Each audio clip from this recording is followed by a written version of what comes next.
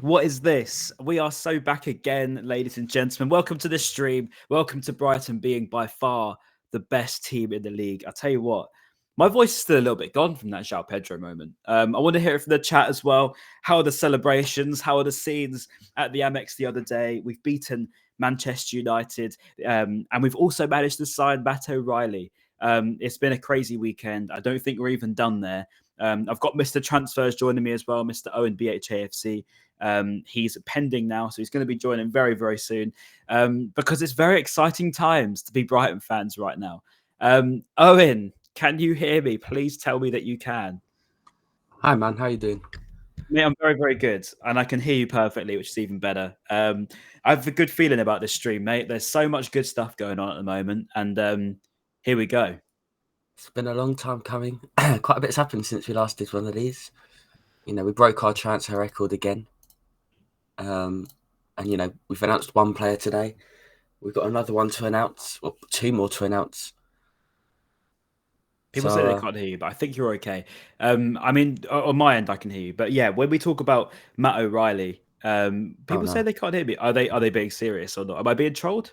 Because I can hear you completely fine. I can hear you completely fine. Please tell me in the chat if you can hear me fine. Someone said I can hear you. I can hear everyone. It's fine. I think people are trolling us. I think we're all good. Let's continue. Yes, Matt O'Reilly, mate. We'll start off with that because it's fresh news. We're looking very, very good. Midfield wise, obviously, we've seen early signs of what Fabian Hürzeler wants to do in the first two games of the season. And Matt O'Reilly seems to, definitely come with the reputation anyway of being that sort of player. It's another piece of a jigsaw, which I don't think anyone's going to be able to figure out for at least 6 months of just how all these players fit together and how he's set up. Because, I mean, just as a total guess, you probably have him as like a right-sided Joao Pedro almost, but he's not as advanced as Pedro usually is. But even then, it doesn't really make a lot of sense at the moment. Obviously, Matt O'Reilly is a superb player and an absolutely phenomenal signing again. Comes with a lot of pedigree from Celtic, won trophies, has been in title-winning teams, albeit in Scotland, but there's still, still a winning mentality that comes over. Yeah, exactly. I mean, he's got quite the CV. He's only 23. The Danish man who sounds so London. I'm pretty sure he's from like Wandsworth or something, which is quite funny. But he comes over with some pedigree, as you say. I mean, his sort of style of play, Owen. I mean, we are signing these players for now, but as we've seen with the likes of like Brian Gruder, for example, we haven't even seen him kick a ball for us yet. But we all sort of know how good of a talent he is. It's almost like we're really stacking up the squad now with real, genuine quality, so that when we come to sort of, in a few months' time, when things are maybe taking a little bit of a hit in form, we've got real good players to come through. We actually, for the first time in like a long time, we can actually rotate players. Like we don't have to play our best players into the ground. Because 22, 23, I remember like quite a lot of us were sort of concerned that we'd run out of gas because Alexis was playing every minute, Caicedo was playing every minute, and the backups weren't good enough. It was that Forest game, wasn't it, away? I think we were all puffed. That was horrible. Because everyone was just gone. Mate, I think it was Caicedo. I remember he was so leggy. I remember Colwill was just completely dead on his feet. McAllister was the same. I think that semi-final against Manchester United at the time just completely killed us. Good one. But I think it was one of them situations where, maybe it was a bit of a wake-up call for the club, perhaps, where they've had to look back on it and say, look, last season we had a similar sort of thing where we started to burn out. We thought, maybe we were a little bit too complacently safe with Tony Bloom's methods and, we don't need to make too many signings. But maybe it scared him into maybe acting a little bit quicker and just getting deals over the line. I know we mentioned it actually before about Kiernan Dewsbury Hall early in the window, that maybe it's going to be one of them things where we start to, push things along the line a little bit quicker before getting hijacked by Chelsea. I do think it's a mentality that's been adopted, to be honest. Me too, because it's usually every window, whether it's reported or not, there's always someone that rejects us, or exactly, some deal that we want that we can't make happen because someone else beats us to it, or it's just not been the case this summer. And part of that is external influences of like FFP, PSR, and some of it is just, I mean, I can't really put my finger on it on what's exactly changed, but we haven't got European football, and all these players want to join us. that are like Yeah. European standards. It's true. It's true. I mean, we aren't exactly. I mean, you thought this sort of thing would have happened last season.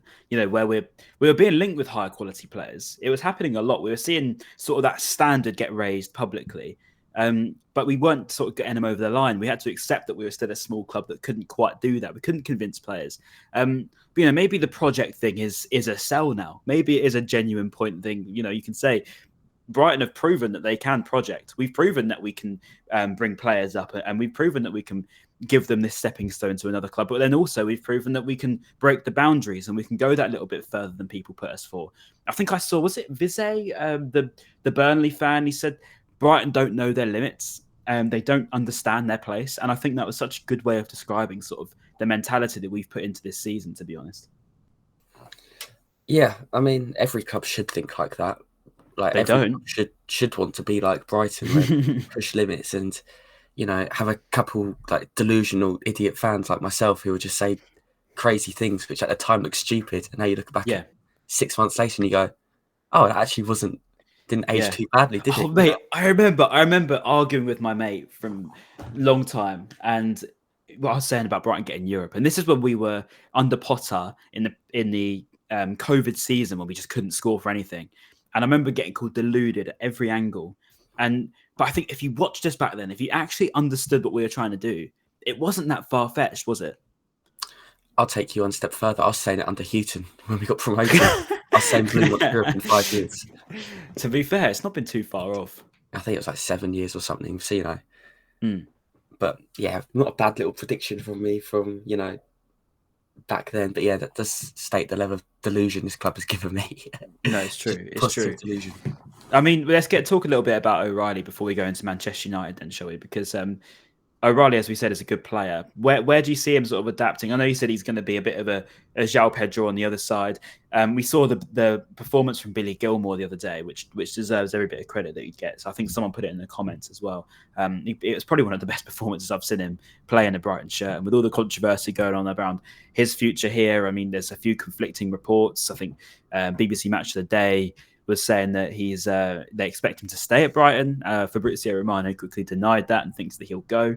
You know, we see where these things get taken from different angles. But at the same time, midfield-wise, we're getting stronger, despite lining up with Milner and Gilmour at the beginning. Yeah, that was a scary sight. When we saw them tonight, we thought, oh, God, here we go. It's going to be De Zerbi season all over again, overrunning midfield. De Zerbi season. We actually handled it okay. We did. You know, Gilmour was actually amazing. That was probably his best performance in a Brighton shirt. Comfortably, which is a blessing and a curse, because now people are going to remember that performance as how he was as a whole. And he was not that good defensively last season.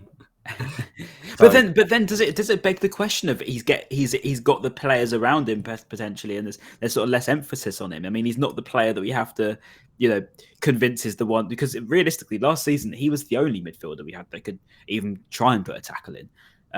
You know, this time at least he's got that sort of, you know, cushion perhaps. I mean, of players around him where, you know, he can go in for these challenges, and he has to put himself on the line a little bit more. I don't know. Personally, I don't think so, because, I mean, the players he had around him were the ones we had last season. Dunk, Van Hecker, Veltman, Hinchelwood, Milner. You know, there wasn't anyone new. I think it was just a really good performance, and like, I don't know, maybe he just thought, this is probably my last game here, so like, let me put everything into it, which is quite refreshing, because usually you see players sort of half-arse it a bit, and when they don't want to get. Do you think it is his last game, Owen? In your opinion, do you think this is it? Well, he meant to have his medical today, wasn't he, at Napoli? So it seems a bit too advanced for it to not happen. Yeah, I saw Fabian Hertzler wants to keep him, didn't he? I think Damasio has put it out, saying he wants to keep hold of him. I don't know if I buy that, really. No, personally. I don't know. We'll see. Regardless, I mean, yeah, Gilmour has been a great player. I think he had a great performance the other day. It was one of many, to be honest. I think overall against Manchester United we were fantastic. Joao Pedro covered a lot of ground in that second half. I think first half we were a little bit tougher maybe, but we broke the ice, I think, in a situation where we're on the back foot.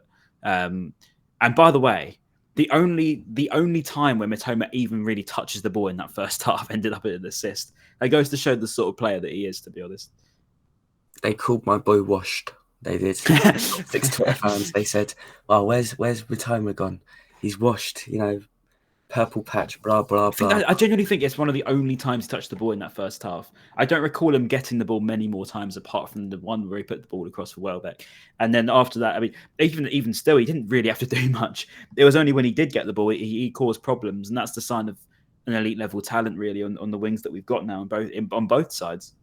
Yeah, because we spent the whole time trying to play through Minte, but Dalot had like an incredible game. Dalot was amazing for United, so Minte couldn't really get anything going, which is fine because on the other side you have Karim Mitoma who can, which as I've said and we've both said so many times, it's so refreshing to have like a two threats on the wing rather than one threat and then one sort of complementary player, so to speak. And it's just a bit of the evolution of Brighton that we have more than one goal threat. We have like 5 goal threats now, if not more, from set pieces. Well, yeah, I mean, I see Ned's put in there saying front five goes crazy. Fred said that we're getting Conference League minimum. I mean, there's some big claims here. I mean, the attack wise, I think we have got one of the best attacks in the league at the moment. I mean, it sounds crazy, but I mean, when we look at the actual quality of players, I mean, even the likes of Jorginho, who's coming from Leeds, so highly thought of, obviously out there. I think one of the only chances he had, he actually created a good opportunity. It was quite fun. He does look so much like Locadia. So if that's alone enough to go on from you, I think you're going to love it. I love the bloke, yeah. Paul Locadia is way before his time at Brighton. But midfield-wise, I mean, attack-wise, Jorginho and Joao Pedro, I mean, the legs we've got there, we're going to be running a lot of people ragged. I mean, even if nothing else, we're going to be running them around up front. It's a nice change, isn't it, that we've started going for athletes. Obviously, I can't take credit for it because the club would have done it, but it is something that I called for, that, no more slow people, please. We need some quick athletes, long legs, powerful players, and now look what it's got us. It's got us a counter-pressing team. The build-up's probably not quite as good as it was under De Zerbi, but... Yeah, I think it's a different change maybe, but perhaps it's a little bit suits what we've got at the moment. I mean, De Zerbi probably favoured them sort of smaller players that were going to play the ball around and try and be patient with the build-up, whereas, this time it's a little bit more, if we sense the opportunity, we will just go for it. And you mentioned athletes. Do you see Matt O'Reilly as that sort of player as well? Just while I'm on the conversation in midfield, I see someone talking about Baleba off the bench was very impressive, composed on the ball. What I loved about Baleba's little cameo, by the way, he looks every bit stronger.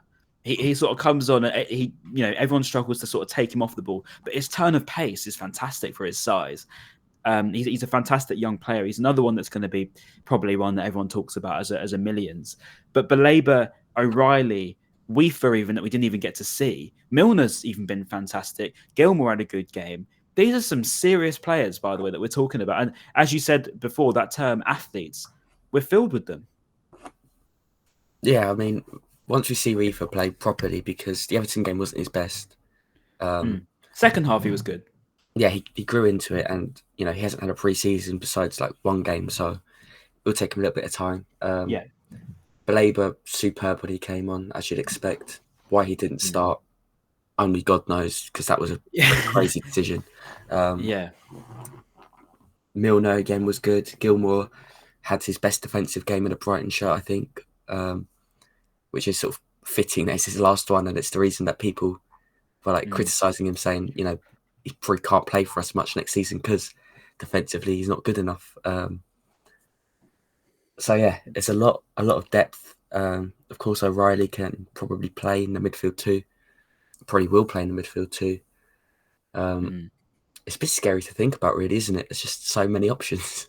There is. I think this is the most stacked we've been. Well, definitely is the most stacked we've been. When I look through the squad, and I just think, you've got one after the other, after the other, after the other of great players. I mean, it's almost now we've got the case of what Chelsea got on keeping everybody happy. I've seen a couple of questions here. I'm just going to bring up a few.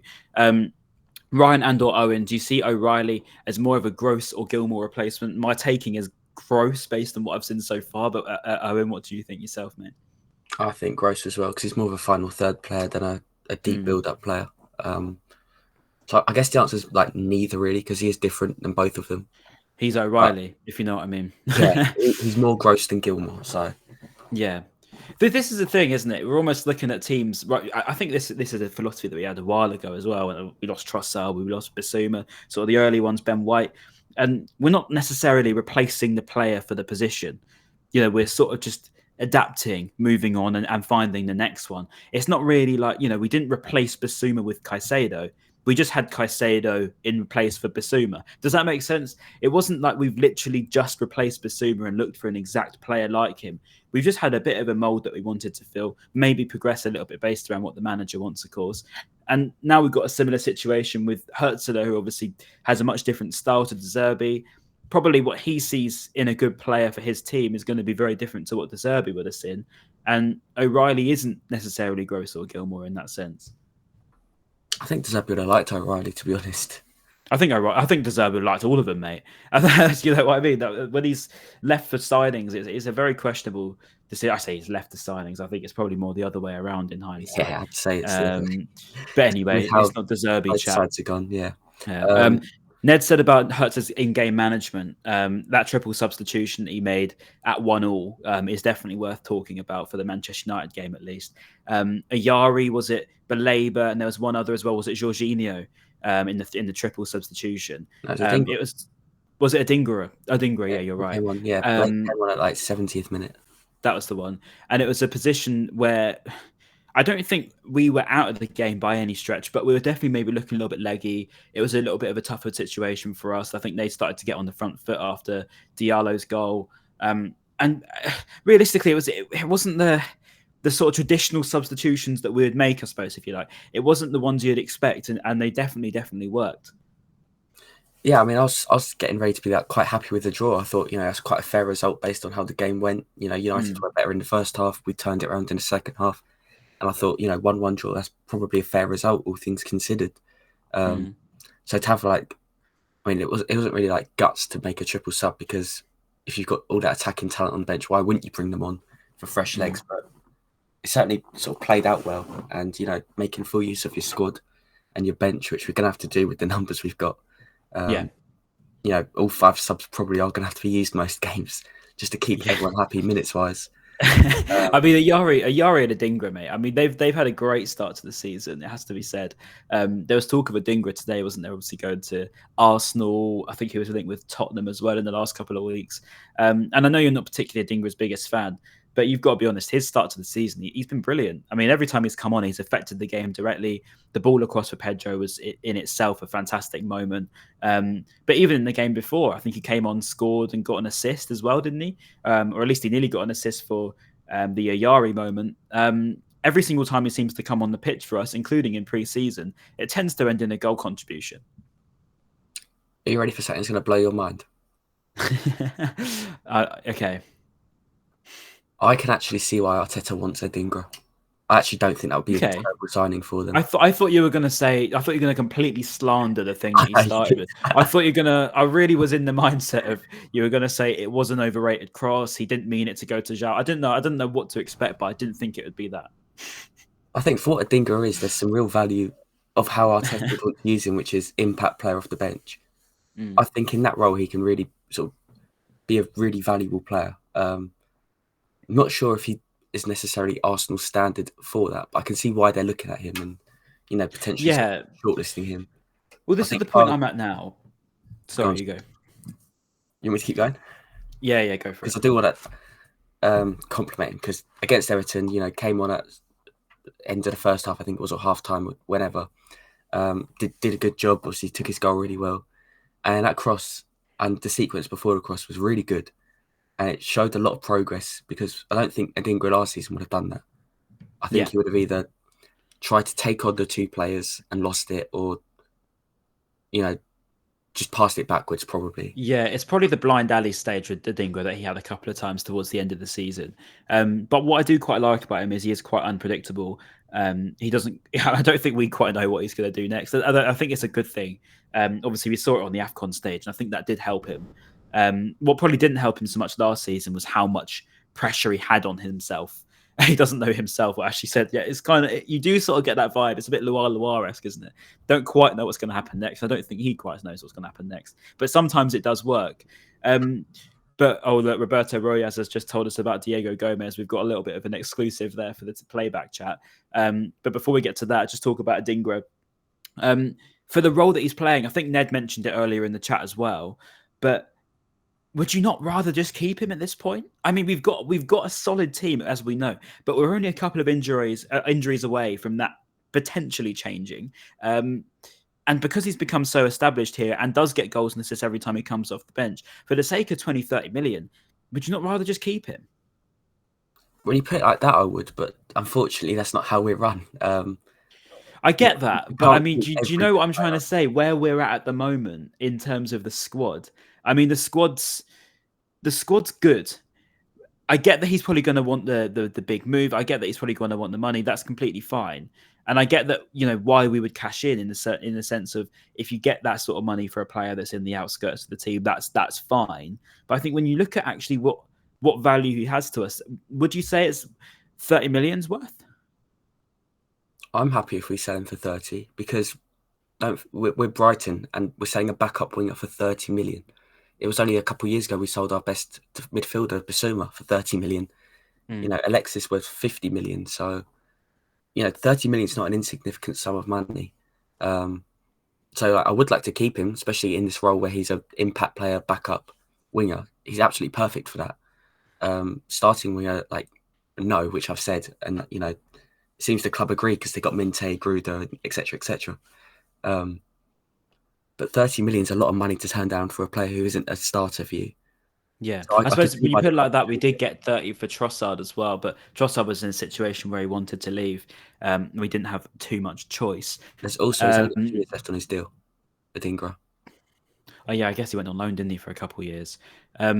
Tricky Ricky has said that Adingra is going to stay. He's a different profile than every other winger we have as well. Do you echo his thoughts, though? Do you think he's going to stay, or can you see this one going over the line? It's going to be a very interesting week ahead. I don't know if he stays or goes. The most cryptic answer I could have got, but then to be fair, what else did I expect? It's going to be a very, very interesting week for a lot of players. I don't know. Let's see how it pans out because we have a lot of players that need to be moved on, just numbers wise. Yeah. So whether Adingra is one of them or not, that'll be interesting. What a cop out! Yeah, it's one of them, of course. Okay, let's go with the players you see going out, and then you can include Adingra in that as well. Ned says he can't see both of them going with Sarmiento going as well. So let's include Sarmiento. I believe Alex Crook put on saying it's a straight loan, no obligation to buy. We'll see how that goes.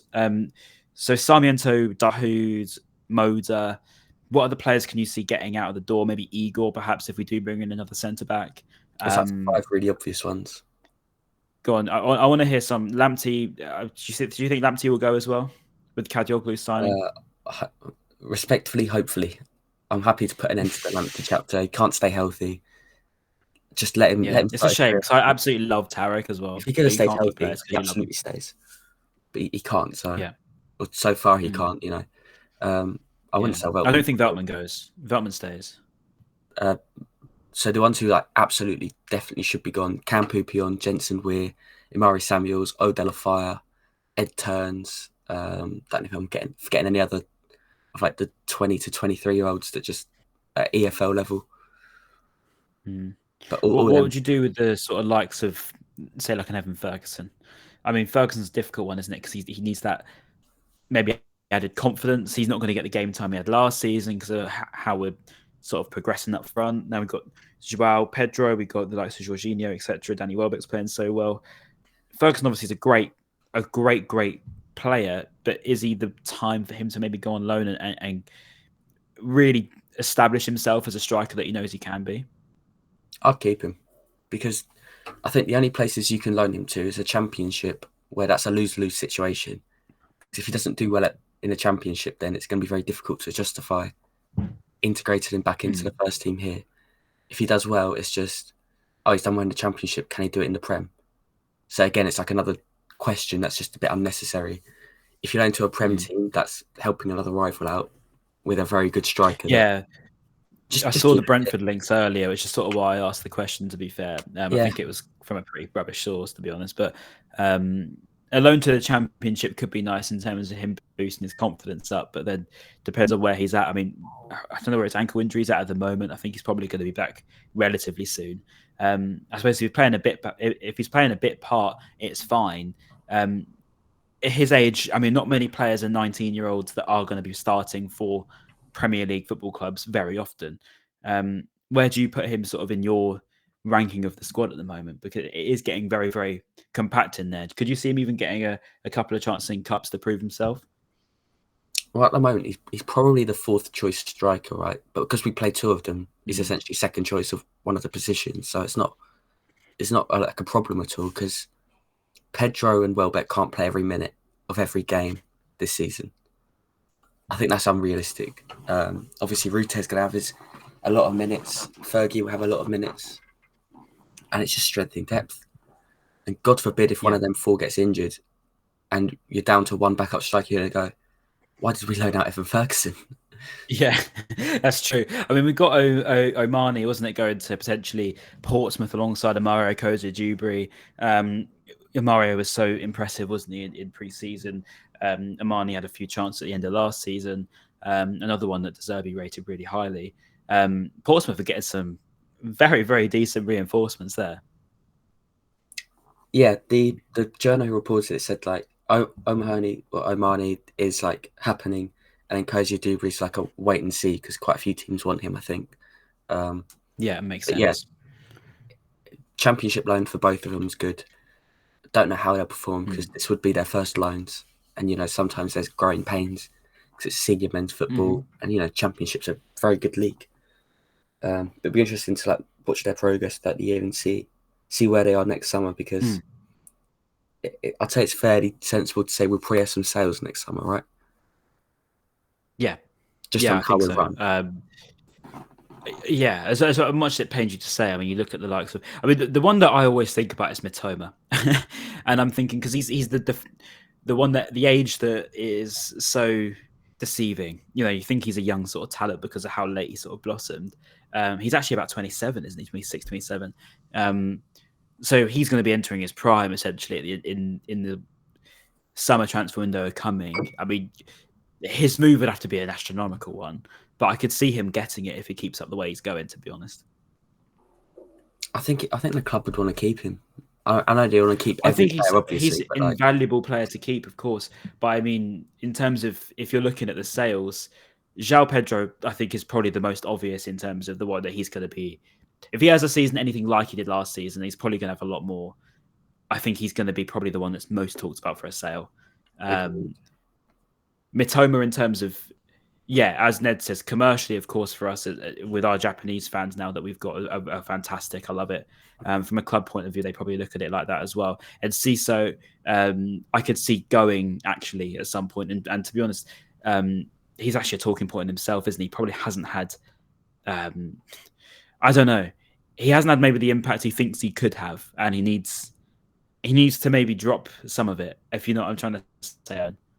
Should I just say what you're trying to say in a more just saying it way? Try and he do needs that. better people to advise him, because he's making some silly decisions. He's speaking a bit too much publicly, doing a bit too much of a like what Noni Madueke does, doesn't create the best image of himself, I don't think. Yeah. And the way Brighton are, he does remind me a bit of Caicedo in terms of he's a talented player. I think his head's in the right place in himself, but I think I think you're right. Maybe the people that he's around, just a little bit flawed, isn't it? But he's a young player. Something's going wrong somewhere. I don't know. Hopefully, the club just have a quiet word with him. Just say look, maybe you don't need to do your TikTok lives while we're playing, or maybe your agent doesn't need to be talking about how you want to go and play in the national team so badly. Just focus on your football. You're at a great place for your football. Get your head It's the down. money. I guess it's the fame that happens so quickly to these young players, particularly when they're coming from South America and they're sort of understanding a whole new culture. I get it. It's a lot to throw at them and expect them to be humble with. But I think Enciso's rise to fame has been so rapid. And I'm sure Roberto would probably agree. In Paraguay, he's now sort of a poster boy. Maybe a little bit too soon. Just, just go through the motions and try and improve. I think Evan's actually a really good example of someone who's done just that. He could have easily lost his head, a bit like a certain somebody who did. Similarly, an Irish striker, actually, who played for us once upon a time, after scoring that hat-trick against, was it Newcastle? And he handled it very well. If it wasn't for the injury, I think he would have had a good season. But yeah, I do agree. He probably needs to learn to maybe pass the ball a bit more often and make some better decisions. But yeah, Enciso could be one that that does this part at some point, but I hope not. I do like him. In terms of Facundo, just on the conversation really quickly, Owen, what a start he's had to Leicester. They're signing an attacking midfielder as well, which is really annoying. Yeah, it's to be fair, isn't it? The one game I watched of Leicester, he was by far the best player. Yeah, he is. And now they're signing someone to play in his position. So, Ned reckons he got hijacked. I don't know. Okay, let's just finish up on a little bit of Manchester United chat. The Joao Pedro moment, Owen. Unbelievable moment, as we know. I lost my head, to be honest. Absolutely lost it. My dad lost it. Not over it. I agree. I'm not over it either. I can't believe it, to be fair. It was one of them where the hope wasn't gone, because I still felt like there was something in the game for us. I still thought, there's always one extra chance. It wasn't quite like the McAllister moment where there was no hope left, but it was close enough to it, mate. It was close enough to it. And of course, it's that man. I think you were the one to put the tweet on, weren't you, about Joao? I heard it got a read out as well on the radio, your tweet, of he's the guy, he's the one. You don't tend to discredit him when it's in front of goal. You don't think he's not going to score when that ball is put in front of him, in front of goal. I didn't know my tweet got read out on radio, so that's quite cool. Thank you for letting me know that. It did. As for Joao Pedro, I don't know who our vice captain is, but they might need to hand that armband over to Joao, because he's the one who's leading us. Whenever, the darkest moments of Brighton, in games where, we're struggling and, we can't get anything going, thinking of Marseille away, Marseille at home, who's the one who just pops up? It's Joao Pedro every time. He just, says, no problem, Brighton. I'm going to put you on my back and I'm going to take you to the promised land. And he does it every time. The big moments just don't faze him one bit. They don't. They really don't. Says, I'm just going to go and do what Joao Pedro does best. Just, go and grab a goal. Go and take on 3 players. The bloke's Do you know what? I think he's probably my favourite Brighton player. He has to be out there. I don't think there's many players that we've had that we can safely say that are big game players. As Fred said, finds a way. The players that find a way when there's no other hope. There's nothing on, but they find a way, and that's what winners do historically. There's been so many big names over the years of players that find a way, and we've not really had one of those in my lifetime anyway. There's probably been like your Knockarts, but even him on a big stage, he's probably going to get sent off, to be fair. But I think when you put it down to the really big moments, I don't think I've seen a player anything like Joao Pedro at Brighton in terms of it's his moment, it's our moment, and he's going to make it happen. And as you say, Owen, I don't want to just completely repeat what you said, but he's always there. Yeah, probably Murray is the only one that comes close, but he wasn't that sort of. He wasn't going to make it happen. He was just going to be there if he had to be there. I mean, he had to make it happen. Joao would make it happen from his own box, and he would just drive it. Even if he wasn't the one that was going to score it, he was going to be there on the rebound in case it missed. You know what I'm trying to say, Owen? Those sort of players that find a way. He does. He's a superstar.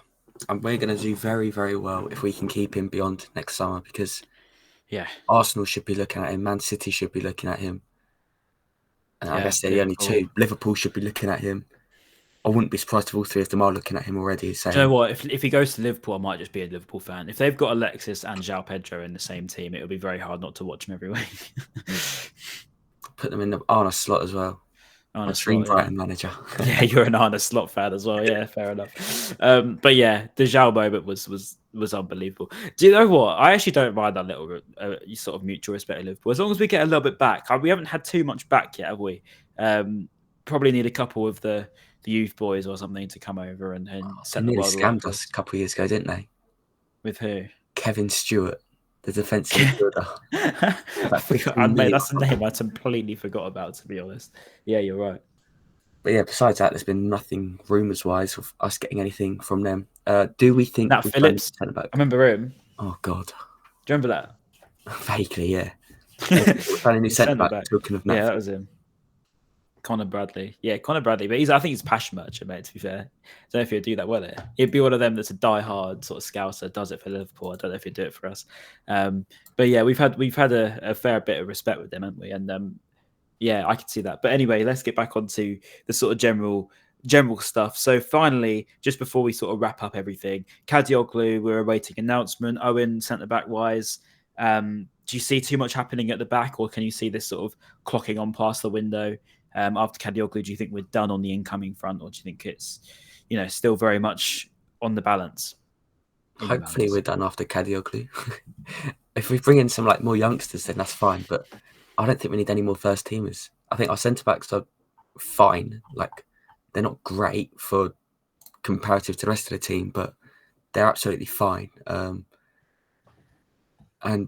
yeah, let's just get all these players in. Let's get them integrated. Let's get them learning the Fabian way. Diego Gomez coming in January as well. Of course. And then, centre-backs wise, just look next summer, because there's a lot of young players that are sort of blossoming through top 5 leagues, slightly beyond as well, that we should hopefully be monitoring already, and hopefully sort of get them next summer, because I don't think there's anyone now that really improves us. Besides, the only one I would get is Trevor Chalobah, but we haven't linked at all, so I don't think he'll come here now, to be honest, after everything. I think he was probably one of the players that was quite up for it on the other end, although you never know. Levi deleted tweet. I haven't seen the Levi deleted tweet, to be fair. I put the tweet on, did I, 40 million, just test the waters. Sorry for everyone for me saying that. I know a certain portion of Brighton fans don't want him back, and I completely agree with it, to be fair, to an extent. I get why he wouldn't, but a great player for us. Understands the system, understands the club. He's probably the only sort of player that we want, sort of in terms of profile-wise. But I think JP's been very good. It's just, my only worry is how well Dunk can do in terms of longevity with his injury. At the moment, he's struggled a bit, hasn't he? And will he be okay to sort of see out the whole season? See out the whole 90 minutes against Everton. He managed to pull his hamstring / get a cramp in the celebrations. So maybe fitness-wise with Lewis, it's going to be a case of monitoring him. Of course, we've got Igor, who's a very capable backup, but probably no one like a JP Van Hecke, really, who's that player that's going to try and stick around the first team. I really don't want to have it, but there is an uncomfortable conversation to be had about our captain at some point. It's horrible, but I get what you mean. It's the he's starting to look a little bit not leggy. That's harsh, because I love Lewis Dunk. He's an absolute time is catching up to him. So, but yeah, it will, because let's face it, he's played injured for the last 2 years. I think even the managers have admitted the fact he's been playing injured. And at some point, he will get done for pace. He will get done for that sort of thing, and it will catch up with him. And it's a really unfortunate just reality of how it works. But it's just the nature of the sort of player that Dunk is. He's so intense, isn't he? He's all Brighton. He absolutely loves it. But with that comes some big tackles, some big moments, some big sort of, maybe playing through pains that he shouldn't be playing through. And it's difficult. Not only that, Fabian hasn't helped him at all, really. He's playing him in the worst system for Lewis Dunk. A high line with no backup. He's just setting him out to fail almost, which really doesn't help. Which has surprised me about Fabian, because all the people are saying he's a really adaptable manager and, adapts for the best of his players, but we haven't really seen that, have we? Not really. It's more been Go on. It's more been just the 4-2-4, and then defenders defend to your best. Yeah, I guess you're right. I mean, really high up. We do play a high line. I've got to be honest, I'm not particularly a fan of it. I don't like high lines. I have a really bad nightmare vision of that Chelsea Spurs game, which is one of the most fraudulent 4-1 wins I've ever seen in my life. Just for a complete high line, absolute ridiculous decision from Postecoglou that day. And I get it. He wanted to put his style across. It was his moment. Highlines aren't my favourite, especially with the sort of profiles we've got. As you say, Dunk's probably not the one to look at for pace. Obviously, Milner sort of covering him. It's not the most quick either. We struggle a little bit on that profile. Not really one we've been linked with either. Yeah, I don't mind the high line, but you have to have players who can make recovery runs, and Veltman isn't really that. Van Hecker isn't really that. He's a little bit, not much. Dunk isn't. Dunk would have been a long time ago. I think he would have done it then. But Dunk now, I wouldn't back him to get back. Yeah, Saliba's probably the best example, to be fair, is one of them sort of quick centre-backs that's going to get back and make them. Kadioglu would be fine, yeah, but we're just a bit too exposed, and we haven't really been punished for that yet. And I could see us getting punished for it at some point during the season. No, I agree with that. Teams will figure that out. Yeah, I agree. That's a fair concern, to be honest. Yeah, Shalabar would be a nice one. I think Owen mentioned him before. But I can't see that, unfortunately. I can't see it. Okay, let's just finish a little bit because, believe it or not, the game's tomorrow. We play Crawley tomorrow in the Carabao Cup. I know you're not bothered. I've got to be honest. The only reason I am is because I know so many Crawley fans, and it would be so funny if we beat them. It really would. I know the 92 Bible boys, Mr. J and Mr. Rio. They... I don't know how to explain them. They're good lads, but when it comes to Crawley Brighton, they think they actually have a chance, and I'm here to tell you, you don't. Owen, what sort of team we're going to put out tomorrow? Because I don't think we'll put the likes of Armani, the likes of Amario, the likes of Sarmiento out if we're going to loan them to EFL clubs. I'll just play the backups where possible. So, like, you're probably looking at like Rushworth. Yeah, Jorginho's cup tied. I don't know who you play right back. Maybe a Fire. Igor, Webster. I don't know who goes left back. Barco. The spirit of Barco. But yeah, just play the backups. Yeah, that's the trouble. We don't actually have a backup left back at the moment. We can't obviously play Purvis. We wouldn't play Purvis. That'd be so stupid. In terms of midfield wise, obviously we've got a fair amount more. Jorginho is cup tied, but Bruggen's still injured, I believe, isn't he not? Or at least he probably won't play. Maybe Rushworth, but depends on whether we'd want to loan him. Igor could play left back. That's a very fair point. Maybe Belabor. ONGC, maybe Gruder getting a first game tomorrow night. Is he even back in training? I'm not sure. Lamptey could do. Yeah, Lamptey could do as well. It's another good shout. Who else? We've got Veltman. Probably won't start. Trying to think of who we could possibly rest. I think the trouble is we don't want to completely ruin it because we do want to win the game as well. But even our backup team should be beaten. I was going to say, to be fair, it's Crawley. We should get past them quite easily at home. With all due respect, they've got decent managers. To be fair, Yalkoye's still here, isn't he? Yeah, he is. He is. I think as well that he was linked with some EFL moves. This is what I'm thinking. How many of our young players we want to play when we know that they could get cup tied if they go into a team that could get through to the latter rounds, and we want to play them for more games? I don't know. Yeah, it is a tricky one. Maybe Weaver, can't see Weaver starting personally. Maybe we play Mazilu and Adingra out wide. Completely forgot about Mazilu, I've got to be honest. Ayari would be a nice starter, actually, because he's had a really good game. He made Julio. O'Reilly on the bench. I don't think O'Reilly would be on the bench, Owen, do you? I don't know. I mean, all this squad depth we've talked about, we can't even put together a backup lineup. There you go, Eustace in it, Bloom. Get your hands out, mate. Come on. Yeah, Mazilu, he actually looks a very good talent, to be fair. On the few clips I've seen of him, obviously I've never watched the full 90 minutes of him. But he does look a very handy one. Yeah, I really can't put together a backup lineup. We might have to play some... I mean, you've probably got Ferguson up front, perhaps, if he's fit enough. If he isn't, and maybe you do have to just play Joao again. But I doubt we'd want to start him. We can't play Jorginho. We almost definitely won't play Welbeck. So I'll put Joao Pedro maybe up front if he does fancy it. But then what we've got to have in the back of our minds, we've probably got one of the hardest games of the whole calendar on Saturday, and that's Arsenal away. In fairness, our 21's drew 2-2, so you can just throw a couple of them in if need be. I mean, Harry Howell would be some story if he played up front. I remember that game, was it against Aston Villa, where we practically put out a second under 18s, team from the under 18s. Yeah, it wasn't even our under 23s. We literally played an under 18s team. I think Hayden Roberts got his first goal for us back then. That was so bizarre from Potter. Yeah, I've got to be honest. Even when I turned up, I thought, "What am I watching here?" I'm literally watching the youth team. Gilmore, don't know. I don't actually. Do you know what? There's so many good players we've got, but I actually don't want to risk any of them. Funny enough, while we're talking about it, the club have just released something and they put Julio as the cover star, so perhaps they could be giving him a start against Crawley.